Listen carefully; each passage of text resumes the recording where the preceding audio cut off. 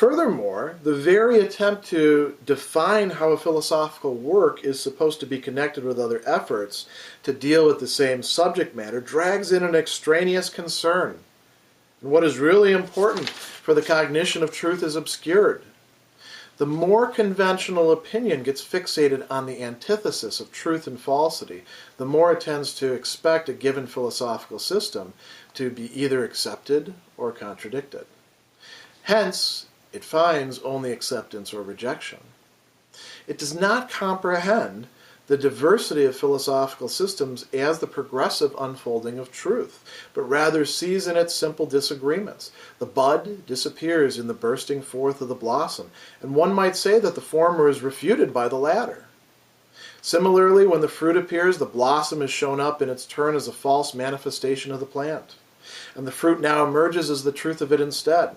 These forms are not just distinguished from one another, they also supplant one another as mutually incompatible. Yet, at the same time, their fluid nature makes them moments of an organic unity in which they not only do not conflict, but in which each is as necessary as the other. And this mutual necessity alone constitutes the life of the whole. He who rejects a philosophical system, that is, the new philosopher, does not usually comprehend what he is doing in this way, and he who grasps the contradiction between them, that is, the historians of philosophy, does not, as a general rule, know how to free it from its one-sidedness, or maintain it in its freedom by recognizing the reciprocally necessary moments that take shape as a conflict and seeming incompatibility.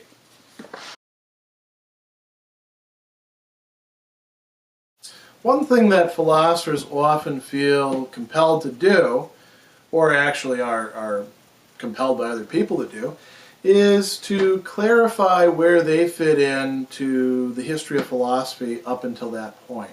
That is, to show where they fit in with the other figures, the other modes of thought, the other approaches.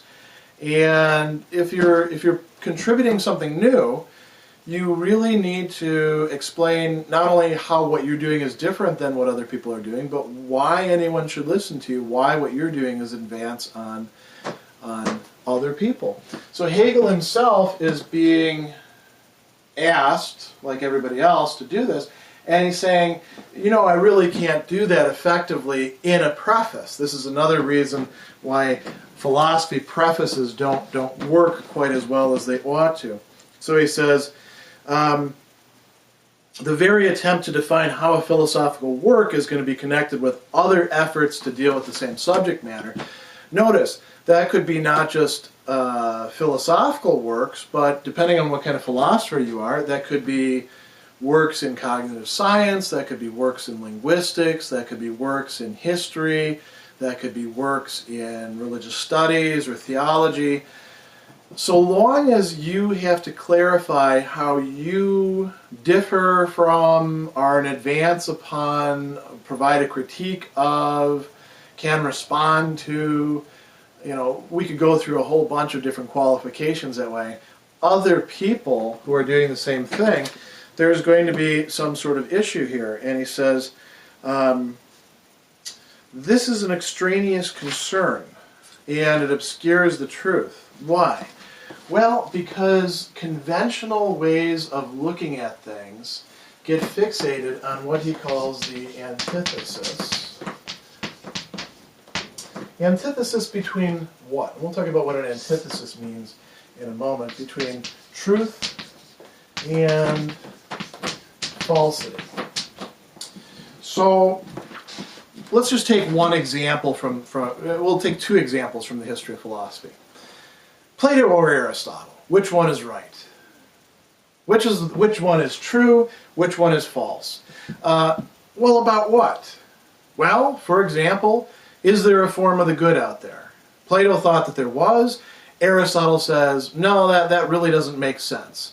So Plato looked like he was true, but really his position is false, and Aristotle's position is true. So if that's the case, well, why bother reading Plato? You're going to get everything you need by reading, say, Aristotle's Nicomachean Ethics, where he's criticizing the notion of the form of the good, or the metaphysics, and in a few other things. Why bother with the Plato? Well, because this is actually a superficial way of looking at things. It's a misguided way of looking at things. What would be another example?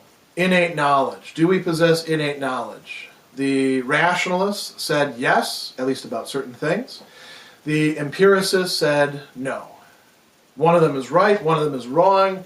We just need to figure out which one is the case, and then we know which one to assign to the dustbin of history and which one to elevate on the pedestal of truth. So Hegel says, no, it's not really like that. The more conventional opinion, the more conventional way of doing things, gets fixated on this. And I see a lot of students, and I see a lot of interlocutors, and I see a lot of philosophers do this myself. And they tend to expect of a given philosophical system to be either accepted,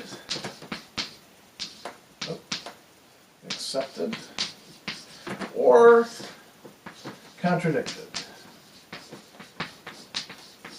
Contradicted to by what? Contradicted by that which is accepted, right? So there's this antithesis, this off-on, this either-or setup. A philosophical system, not just its parts, but a whole system, like say Platonism or Aristotelianism, has to be either accepted or contradicted, and this is a very dogmatic way of doing things. You know, you could say, well, Aristotle was a rejection of Plato, an improvement upon Plato, so he contradicted Plato, and Plato is now in the false position. And then Aristotle goes wrong for a while, and depending on which history of philosophy you want to read, maybe it's the Stoics who actually take on Aristotle and say, no, Aristotle's wrong about this stuff, or it's the Aristotle of the Middle Ages, not actually the true Aristotle of the Middle Ages, but Aristotle moribund scholasticism, which is rejected by the early moderns, and Aristotle goes from being accepted to the contradicted part, and now we have, Descartes and Spinoza and Hobbes and people like that in there, Locke. Hegel thinks, no, that's not really the way to approach philosophy and philosophical systems. Why? We want to think about what he calls the diversity of philosophical systems. There is always a number of different alternatives, at least by the time that we're doing philosophy, available to us. And even a good intro to philosophy class should introduce you to at least a few of these on a few topics. So how should we understand this diversity? Is it just a matter of these antitheses, where something is accepted for a while and then it gets contradicted and now we no longer bother with it and we have to look at whatever new is accepted? Well, what if things go into a blind alley? That happens occasionally. He's not actually talking about this in this section, but we could think about, are there times in philosophy where philosophy actually goes off course and can't adequately even understand what its own business is, where it narrows its viewpoint a bit too much? So he says, what we need to see instead of this antithesis is we need to see the diversity of philosophical systems as what he calls a progressive unfolding of truth. So another way of putting this is development. Going from a less mature state to a more mature state to a more mature state. And I suppose what we should do is start adding things in to these to make them a little bit more complex, and gradually the systems that are actually making real progress in philosophy, what are they doing? They're taking what was true in the one before them and they're holding on to it, and they are transforming it by way of integration, or what Hegel would call synthesis, into something new. Usually this is happening by doing the Hegelian three-step shuffle of thesis, antithesis, synthesis, by taking what's true, looking at what contradicts it, seeing what's true in that, finding a way to bring those two together, and now you got a new stage. And you can keep on doing this. As I said, there would be some blind alleys. Hobbes, for example, might be a blind alley in philosophy. Peter Abelard, as opposed to Anselm, might be more of a blind alley than Anselm. You know, Anselm is definitely a development over Augustine and Gregory. Aquinas would be an advance past Anselm, synthesizing, by the way, Aquinas' theory of truth, person he talks about next to as much as Aristotle, Anselm. Bringing those together, fusing them, and gradually we get more and more well-developed things in the history of philosophy. So he has this metaphor of the bud. The bud disappears in the bursting forth of the blossom. Start with the bud, and you know, buds are green usually, right? And then they get a little tinged with the flower, and now we have this beautiful flower showing forth, and we think, oh wow, it's done. This is so wonderful. But the flower is just like the first step. Because what's the point of a flower? I mean, this is where it gets really interesting. What's the point of a bud? Just to be a bud by itself? No, it's to bring forth a leaf, or in this case, a flower. And what's the point of the flower? For us to cut it off and stick in our houses and you know, give to girlfriends and say, isn't this wonderful? No, it's to produce something else, to be pollinated, for them to exchange back and forth. And then what? Is that the end of the picture? No. It's to produce fruit. And so the fruit is something very different than the bud. He says the blossom is shown up in its turn as a false manifestation of the plant. Now the fruit emerges from it as the truth of the plant. That's what it was all about. And then we could go on from there perhaps as well. And in philosophy, we don't want to say, well, you know, Plato was just immature Alfred North Whitehead or something along those lines. Instead, what we want to be able to do is recognize what was being achieved, what was true in that, and then what was the next developmental stage, what was surpassed, and what integrated something from that into it, and showed what the real meaning of it was. That's what Hegel thinks philosophy, dialectical philosophy, developmental philosophy is doing. And so he says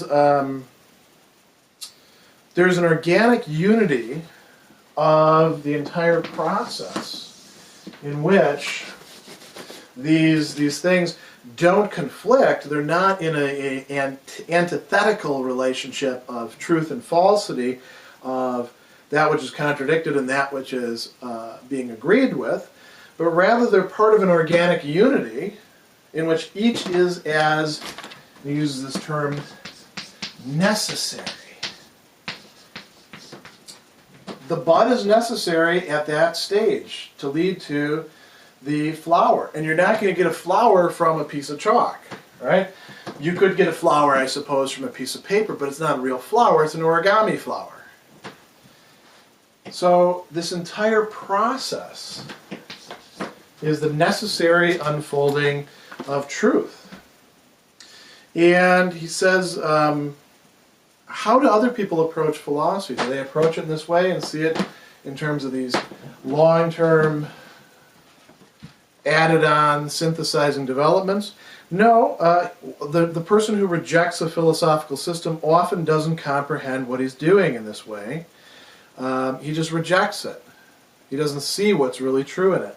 And then the person who does see the contradiction between them levels them out and treats them as if they're not in a process of development. You know, really, strictly speaking, what I should have done is draw this line going upward, because you're developing into higher and higher states, into something that has greater and greater value, and to a certain extent, greater and greater being.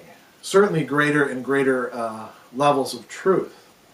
So, is that something that you can easily roll into a preface? Can you show this entire pattern of development? No, That's why the preface is just a little bit of a big, thick book. The rest of the work of this development is taking place in the rest of the book.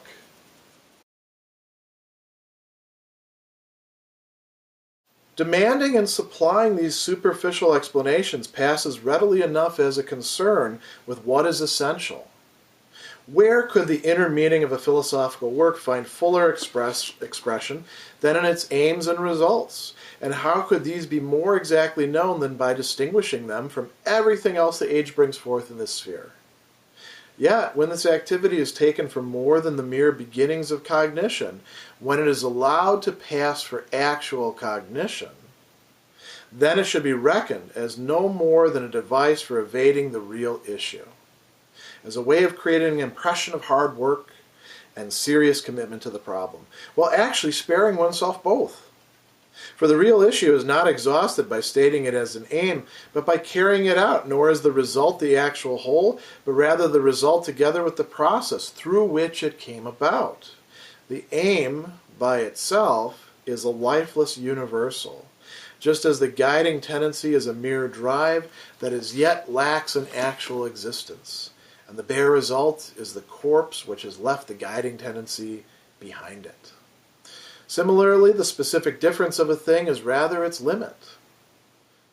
It is where the thing stops, or it is what the thing is not. The concern with aim or results, with differentiating and passing judgment on various thinkers, is therefore an easier task than it might seem. For instead of getting involved in the real issue, this kind of activity is always a way beyond it. Instead of tarrying with it and losing itself in it, this kind of knowing is forever grasping at something new. It remains essentially preoccupied with itself, instead of being preoccupied with the real issue and surrendering to it. To judge a thing that has substance and solid worth is quite easy. To comprehend it is much harder. And to blend judgment and comprehension in a definitive description is the hardest thing of all.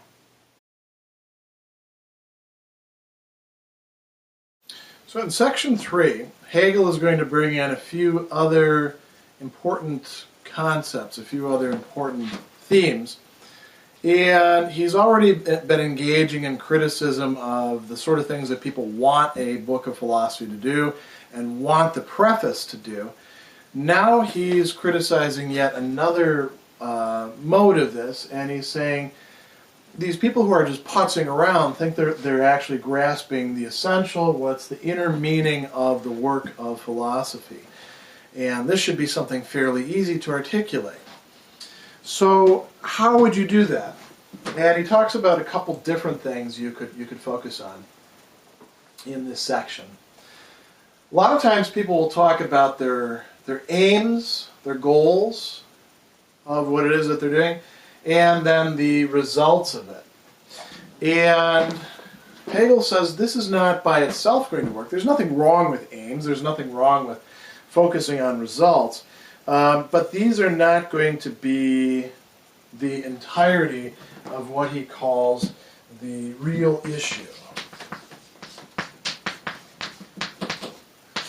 In German, the Sache selbst, the thing, the matter itself, the real thing that it is that we're concerned with.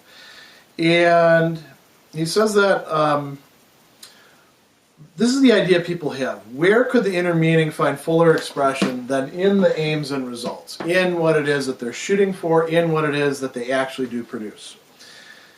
How could these be more exactly known than by distinguishing them from everything else that the age brings forth in the sphere? So, philosophy has different aims, produces different things. It's not, a practical science.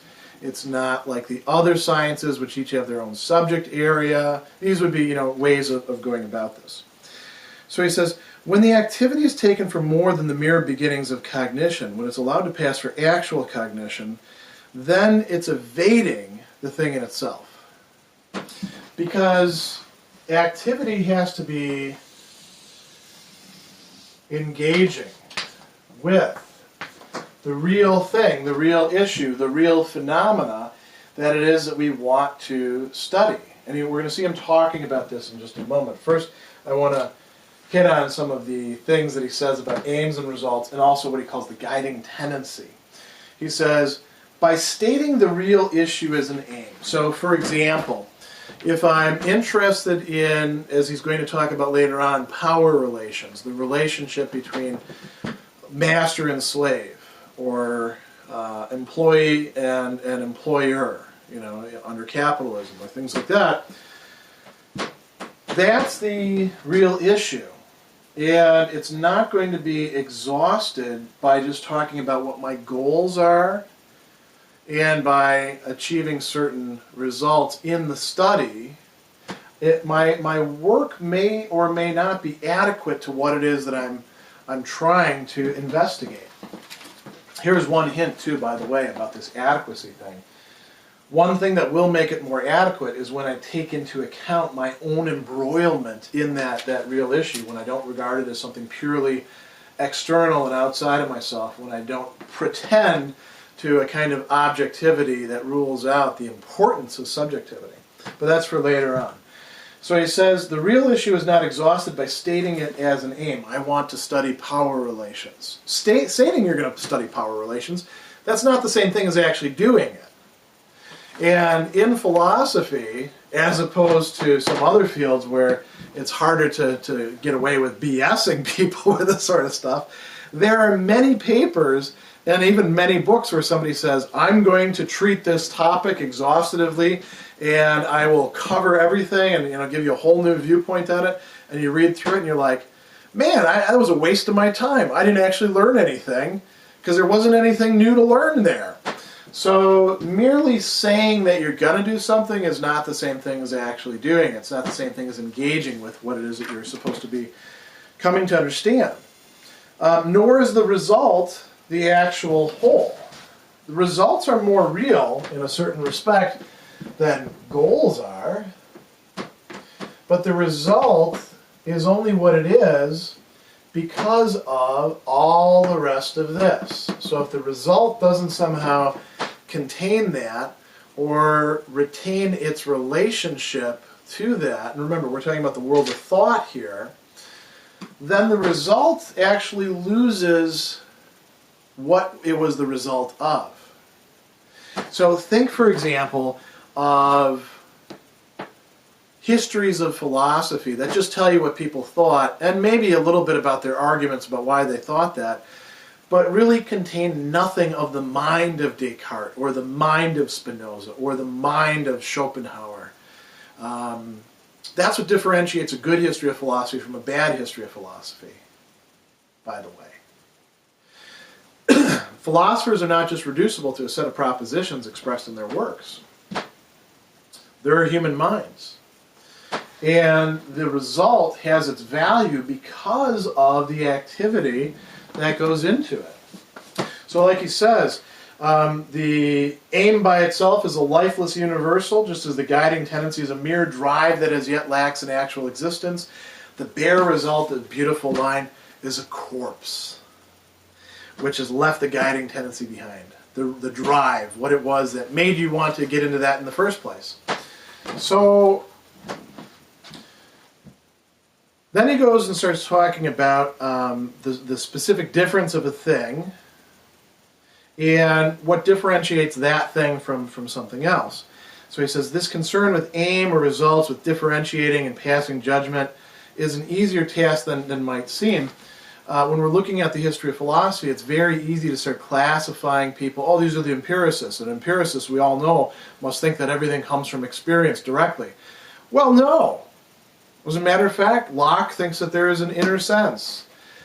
Hume thinks that things do come from the outside as impressions, and then we work on them as ideas. So it's not quite so simple as that, as simple as the...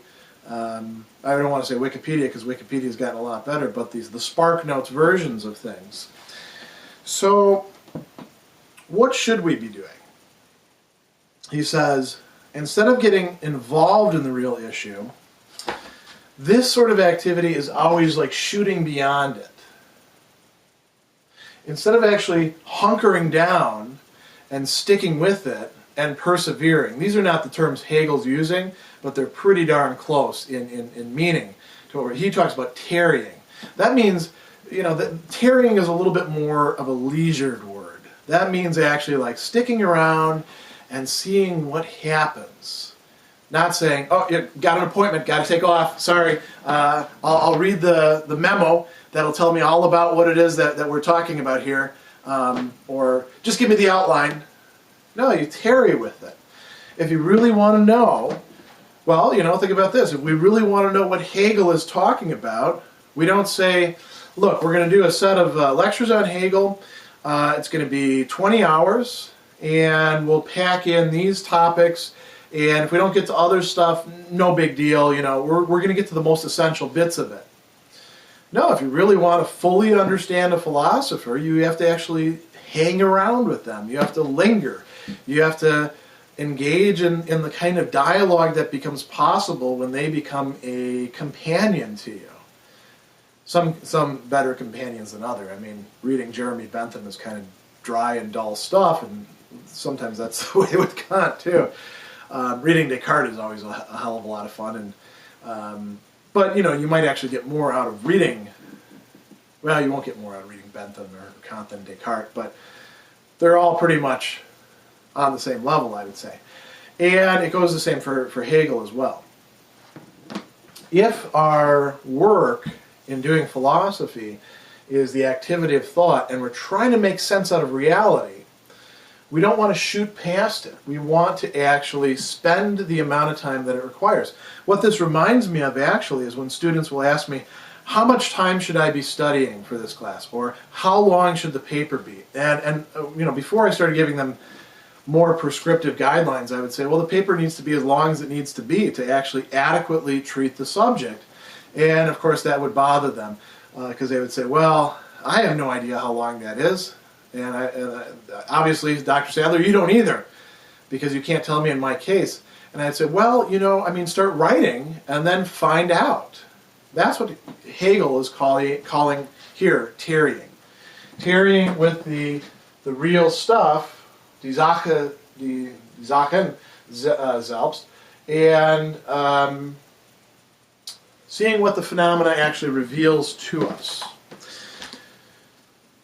So, like he says at the very end of this, to judge a thing that has substance and solid worth is quite easy.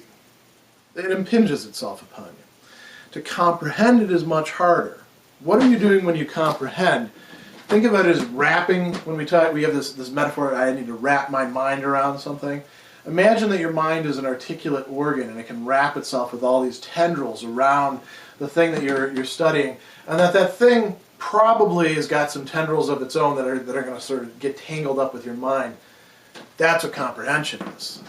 That's very different than passing a quick judgment or classifying something or saying, I know what box to put this in.